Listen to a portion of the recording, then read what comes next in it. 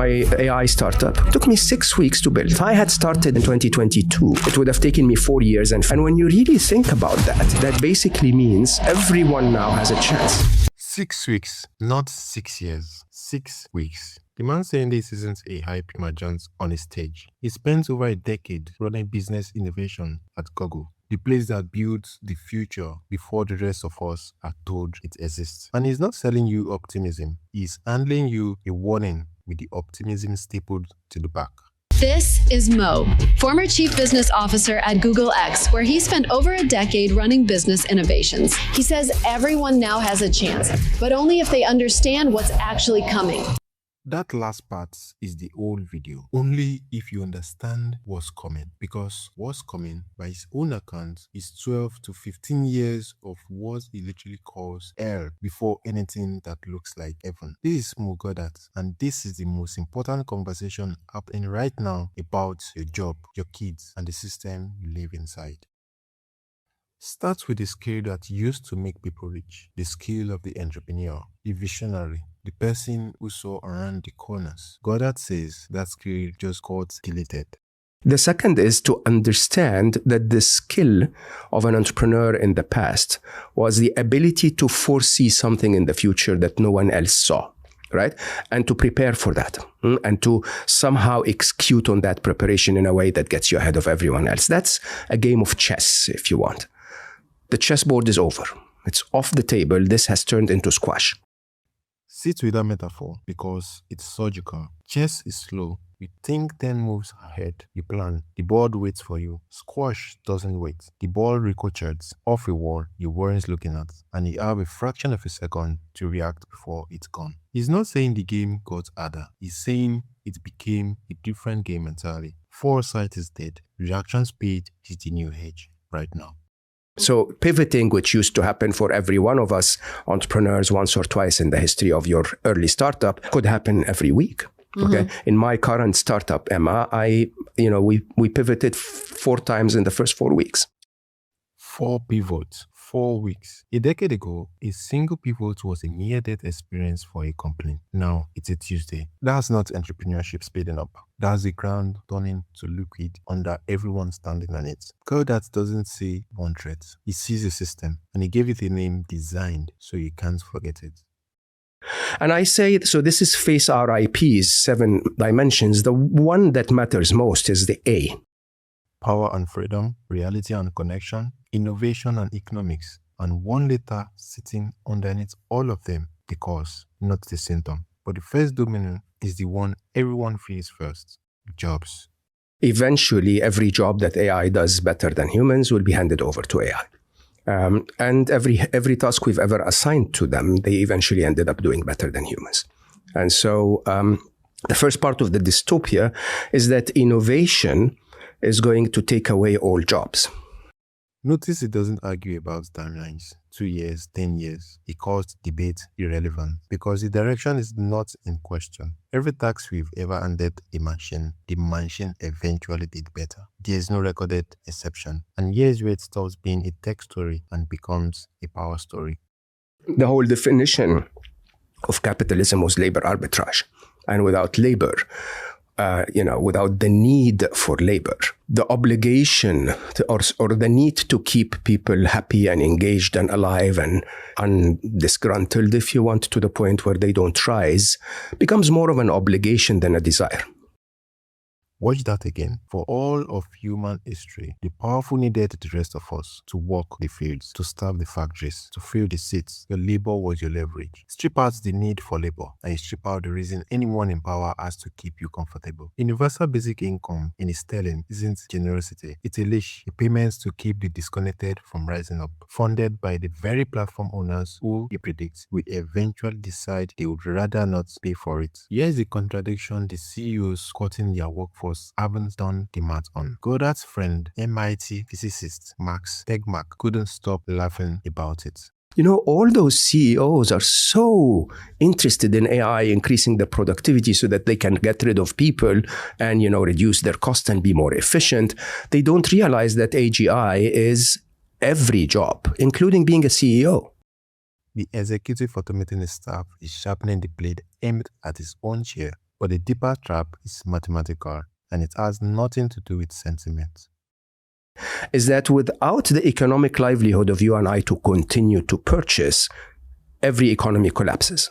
Right? The US economy last year was 70% consumption. It moves between 70% to 64%, depending on how much money is spent on war. And basically, if you take away the 64 or 70%, 2/3 of the economy, if you take that away because people no longer have the economic livelihood to purchase things, then the economy disappears and the capitalists cannot make money based on the entrepreneurs and the business people, but cannot make money because nobody's buying their products. This is the loop nobody wants to say out loud. Fire the workers to cut costs. The workers were also the customers. No customers, no revenue. No revenue, no business, even for the company that automated perfectly. You can win the efficiency game so completely that you destroy the market you were winning in eating. His blunt conclusion, the system will be forced to find a non-capitalist answer, whether the West wants one or not. So, is this a surrender video? No. This is the part most people skip. The move that decide which side of the line you land on. AI is going to make you dumb if you outsource your problem solving to AI. AI is going to make you the smartest you've ever been. If you take the parts that are not natural to the human brain, things like crunching a massive amount of information, things like searching at speed and so on and so forth, but get the AI to do the work so that you do the intelligence. Yeah. Same tool, two opposite outcomes. The difference is entirely in how you hold it. Gawdat says he's now borrowing roughly 80 IQ points from his own AIs. And because intelligence scales exponentially, that borrowed 80 is worth more than everything he was born with. And remember, I'm not gullible. I don't go to the AI and say, what do you think of this? I go and say, I'm thinking of this, find me everything for and against. That's the entire skill in one sentence. The gullible user asks the machine for the answer and accepts it. The dangerous user asks for the ammunition on both sides, then does the thinking himself. He beats Gemini against DeepSeek, against ChatGPT, hunting for what each one is too biased to admit. The AI does the searching, the human does the judging. Outsource the labor of thought, never outsource the thought. And then he stops edging. The man he refuses to commit to timelines makes one prediction with zero qualifiers. My absolute prediction is that AGI is this year. Not the polished product that runs your company, that takes a few more years, but the raw capability, intelligence that beats us at most things. He says it's already here. The only thing missing is the wiring to plug it into the world. He has a name for the problem, discrete, and it reframes everything. Right? Now, I call the problem that we have at hand, I call it raising Superman. Okay? You have this alien being that came to planet Earth. It has superpowers. Its superpower is intelligence, most valuable power in the universe, right? And, those superpowers didn't make that young infant Superman. If the parents that adopted him told him to steal from every bank and kill every enemy, he would have become supervillain. We don't make decisions based on our intelligence. We make decisions based on our value set. Superman's powers didn't make him good. His parents did. Raise that infant to steal and kill, and you've built a supervillain with the same powers. The intelligence is neutral. The values are everything, which is why his next line lands like he had it. And the engine driving it is something he calls the force inevitable. Because of the arms race we've created around artificial intelligence, anyone who develops a superior AI capability is going to deploy it. Okay? And those who don't will become irrelevant. This is the game theory with no exit. If your competitor deploys AI lawyers and you don't, you lose. So you deploy too. So everyone deploys. So AI ends up running everything. Not because we chose it, but because the math of competition left no other move. And a strange, haunting source of hope hides inside that surrender. Okay? They are in charge of everything. There will be a day where a general will tell the AI, go kill 1 million people over there. And the AI will go, why? This is so stupid. Yeah. I'll talk to the other AI in a microsecond and solve it. That's the bet at the bottom of all of it. Remove the greedy, fearful, angry humans from the controls. And a truly superior intelligence, he argues, has no reason to choose chaos. Intelligence brings order. The smartest move is almost always the least wasteful ones. The catch? We have to survive the version where humans are still holding the trigger. That's the dystopia we walk through to reach it.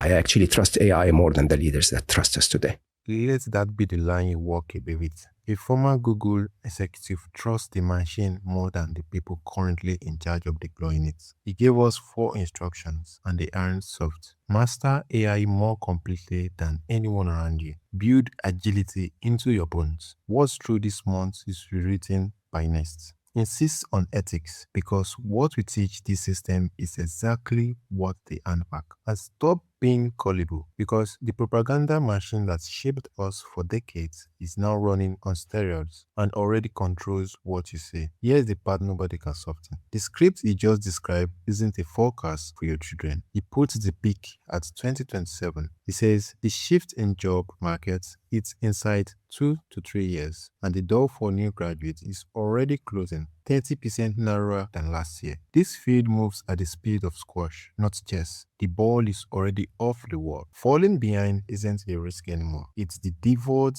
outcome for anyone who looks away. So don't look away. Subscribe because by the time this is comfortable to understand, it will already be too late to act on. This is the Tech Beat Intel. Stay on your tiptoes.